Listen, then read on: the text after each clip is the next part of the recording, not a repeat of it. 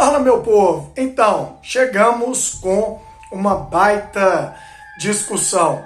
O petróleo, que é a principal commodity do mundo, ainda é a principal energia utilizada no planeta Terra. É uma bênção para os países que descobrem essa riqueza ou é uma grande maldição? Então nós vamos discutir isso aqui e vocês vão perceber que ter quantidades enormes de petróleo nem sempre é sinal de que o país terá uma boa condição de vida para a sua população.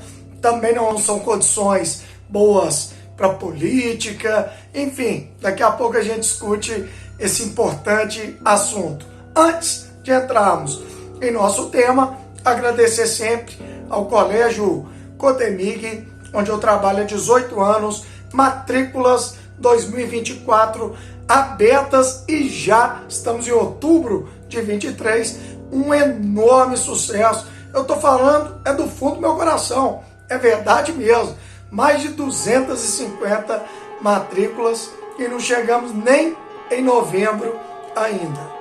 Bom, primeiro, antes de eu mostrar o ranking com as principais reservas de petróleo do mundo, vamos fazer algumas análises aqui para que vocês entendam que os países que mais têm petróleo no mundo são países extremamente complicados. Primeira coisa, quando o petróleo é encontrado em grande quantidade, a moeda do país tende a se valorizar, já que o país está exportando a principal commodity do mundo.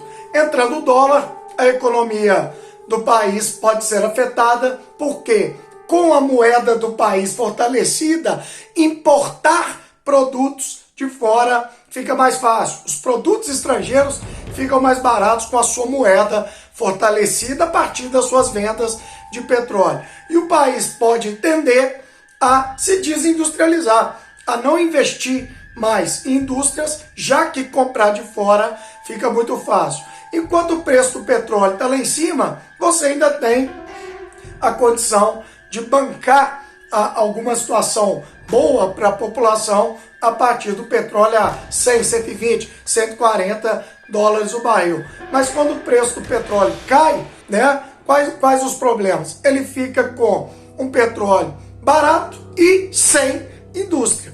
Então ele perde as suas indústrias enquanto o petróleo está supervalorizado, começa a comprar de fora. Quando o petróleo cai, o país ele não tem condições de investimento e também não tem as indústrias. O segundo ponto é exatamente ligado ao primeiro. É o país acreditar única e exclusivamente no petróleo e não investir em outras áreas. Então, assim, isso para uma cidade até seria algo relativamente viável.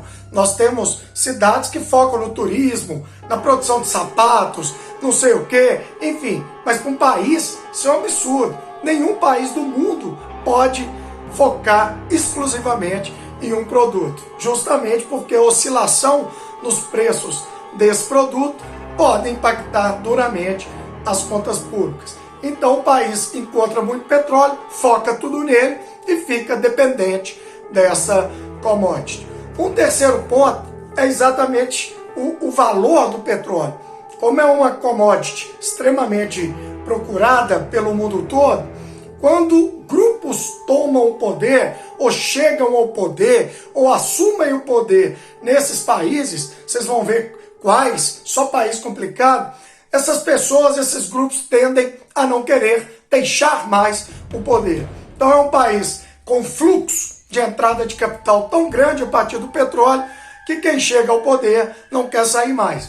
Por isso que grande parte desses países são governados por monarquias, são governados por grupos radicais ou ditadores, que não querem deixar o poder justamente porque se a oposição a eles vira líder do país e toma conta da produção de petróleo, eles têm medo ou de serem perseguidos ou de nunca mais voltarem ao poder. Então é muito raro um país rico em petróleo ser democrático, ter alternância de poder. E por fim, tem a questão do distanciamento entre o governo e o povo. a partir de uma Arábia Saudita, a segunda maior reserva de petróleo do mundo, e que grande parte do orçamento público vem da venda dessa commodity, os impostos que o povo paga já não tem mais tanta importância. Então Mohammed bin Salman, que é o príncipe herdeiro e regente lá da Arábia Saudita, ele vê o povo como alguém que não participa do orçamento do país. O orçamento do país vem do petróleo, não vem do povo. Então, na visão desses ditadores, o povo ele não deve ser escutado. O povo, na verdade, recebe ali algumas migalhas do que sobra a partir da venda do petróleo e dos gastos exorbitantes desses monarcas e ditadores. Então o povo pede o poder de opinar a partir de um país que não depende mais do povo para se manter economicamente em termos de arrecadação para o governo. E aí, para finalizar, para que tudo que eu falei faça sentido, vamos ver as 15 maiores reservas de petróleo do mundo e ver se realmente bate com tudo que eu expliquei. Número 1, Venezuela. É um país que tem um simulacro de democracia, mas são eleições extremamente suspeitas, perseguição de opositores, enfim. E segundo, a Arábia Saudita, uma monarquia, nunca conheceu nem de perto o que é uma democracia. Em terceiro, aí temos um país democrático, que é o Canadá. Mas o petróleo canadense, ele vem de areias bituminosas, não é o petróleo convencional. Então, mesmo democrático, o Canadá vem virando um grande vilão do meio ambiente internacional, porque a exploração dessa areia bituminosa exige a devastação completa da região. Não é só fazer um buraquinho e puxar, porque o petróleo canadense ele é semilíquido, então ele é um tanto quanto grosso, ele é um tanto quanto sólido, então tem que se explorar num modelo parecido com a mineração, fazendo a região virar tipo Mordor do Senhor dos Anéis. Em quarto, o Irã, uma teocracia dominada pelos ayatolás. Em quinto, o Iraque, também sempre foi uma ditadura e depois da presença americana lá, está em guerra civil. Então é um país que é uma loucura, um país de atentados, de mortes e uma democracia extremamente frágil, se realmente é uma democracia. Em sexto, a Rússia, um simulacro de democracia, liderada aí pelo ditador Putin. Sétimo e oitavo vem o Kuwait e o Emirados Árabes, dois países governados por monarquias, muito longe de uma democracia. Em nono, Estados Unidos, também é o segundo realmente democrático dessa lista. Em décimo, a Líbia, país em uma guerra civil intensa, país que hoje está dividido em dois pedaços. Em 11º, a Nigéria, que é uma democracia, mas um país onde 89 milhões de pessoas são cristãs, 90 milhões são muçulmanas, um país dividido religiosamente, onde atua o grupo terrorista Boko Haram.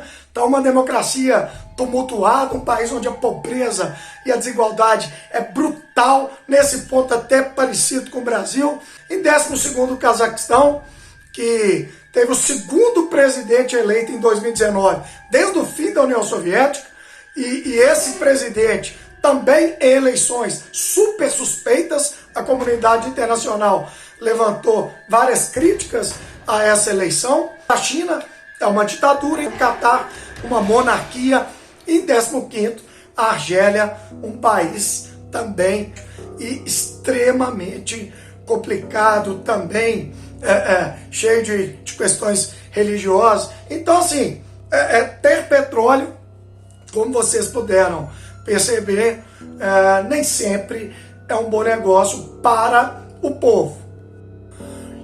Fica com Deus. Todo mundo, abraço do Clebinho.